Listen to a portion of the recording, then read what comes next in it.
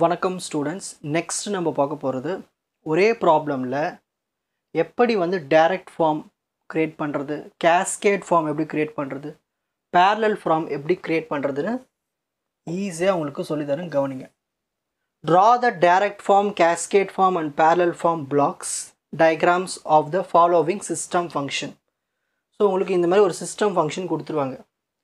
h of z equal to 1 by 1 plus 1 by 2 z inverse into 1 minus 1 by 4 z inverse.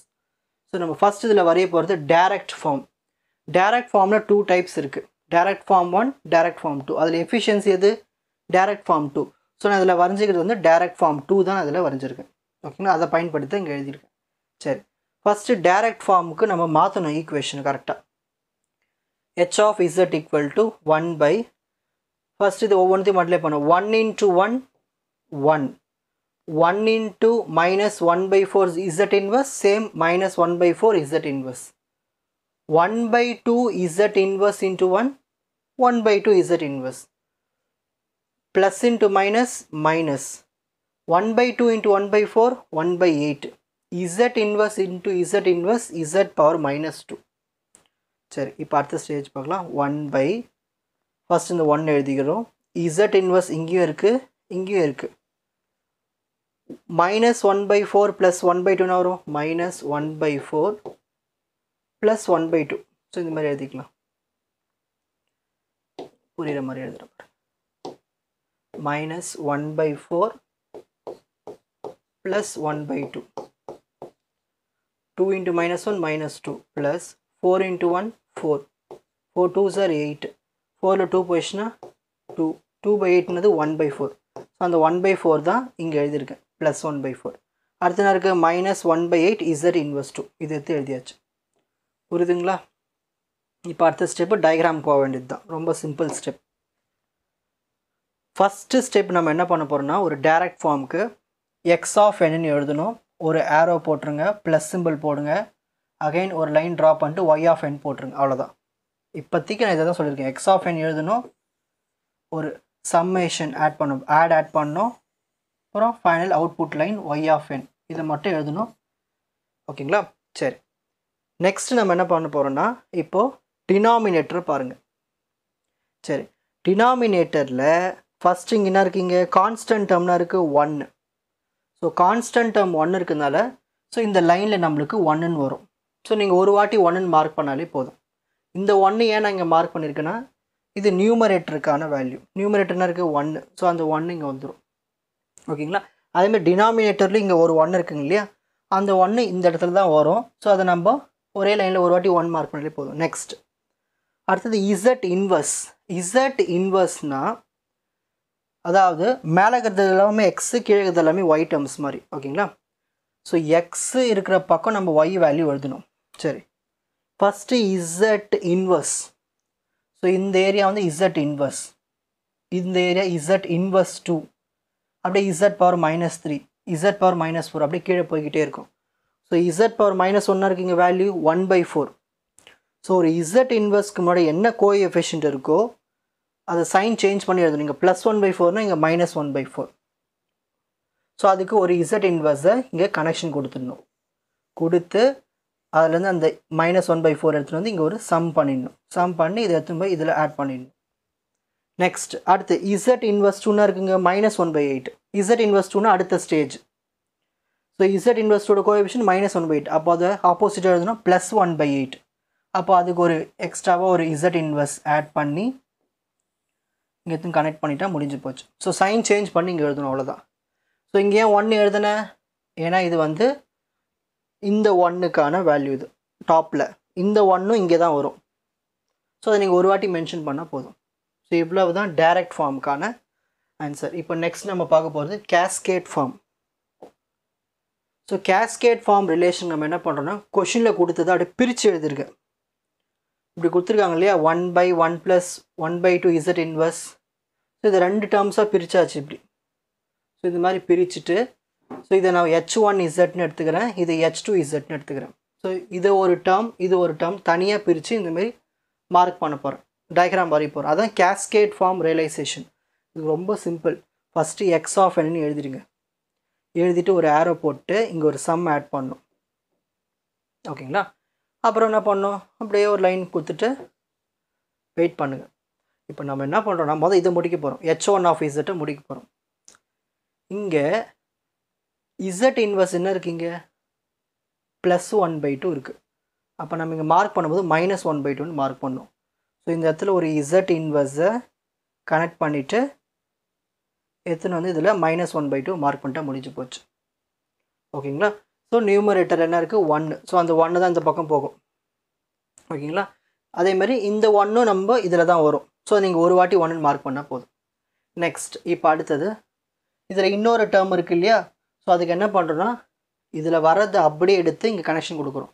So இங்கேருந்து ஒரு ஆரோ mark போட்டு இங்கே plus போட்டுட்டு இப்போ என்ன பண்ணுறோன்னா இதுக்கப்புறம் எதுவுமே இல்லை இல்லையா? ஸோ இதோட ஓவர். ஸோ இதோட ஃபைனல் அவுட்புட் வந்துடும் y ஆஃப் n.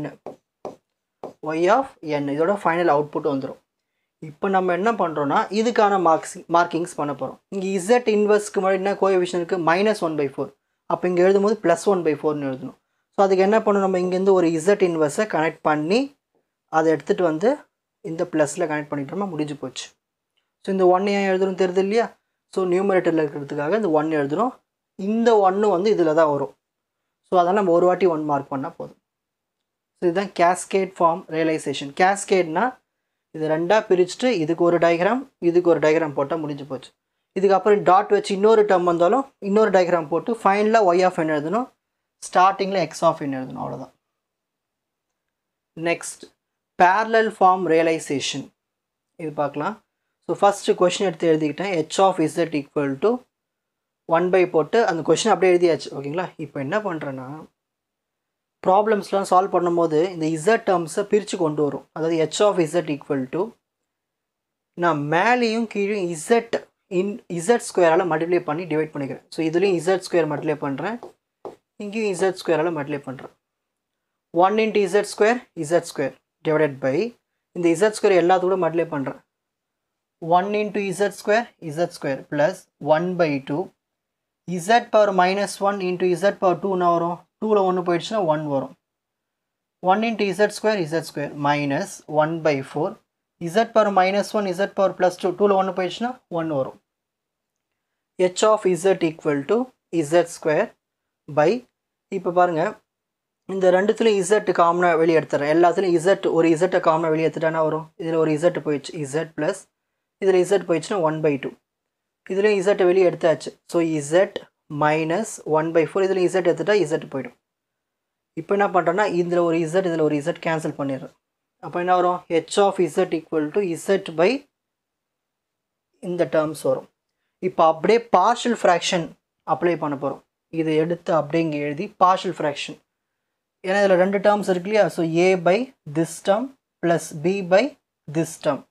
இப்போ cross multiplication a into this term b into this term, அப்புறம் இது ரெண்டுத்தையும் மல்டிப்ளை பண்ணி இங்கே எழுதிடுறோம். இப்போ இதுவும் கேன்சல் பண்ணியாச்சு.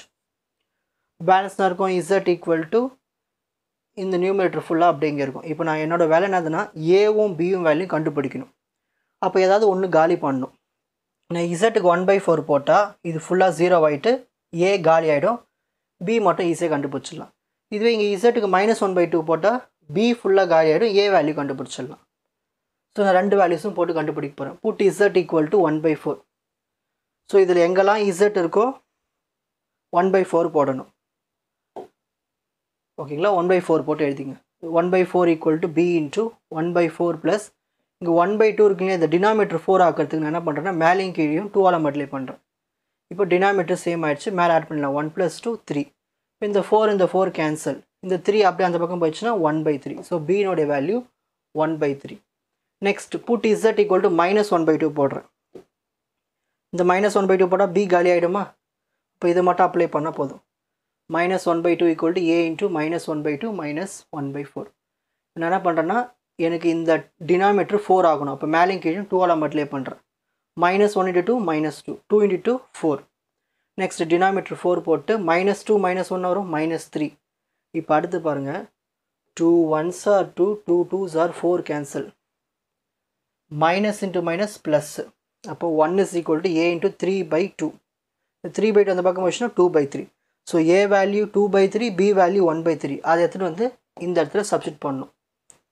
ஸோ சப்ஸ்டிட் பண்ணால் நம்மளுக்கு ஈக்குவேஷன் இந்த மாதிரி வரும். h of z equal to, so ஏவோட ஆன்சர், பியினுடைய ஆன்சர். டினாமேட்டர் அப்படியே எழுதியாச்சு. புரியுதுங்களா? இங்கே எப்படி எழுதியிருக்கேன் அதே மாதிரி எழுதியிருக்கேன் பாருங்க. இந்த இடத்துல இந்த A value B value apply பண்ணோம்.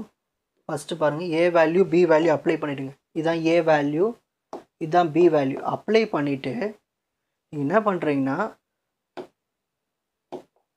இந்த டினாமேட்டர் z + 1/2 z - 1/4 இருக்கு இல்லையா, இதை எழுதாமல் இதுக்கு பதிலாக இந்த ஃபார்மேட்டில் எழுதுங்க. ஏன்னா இது z + 2 தான், இது z - 4 தான்.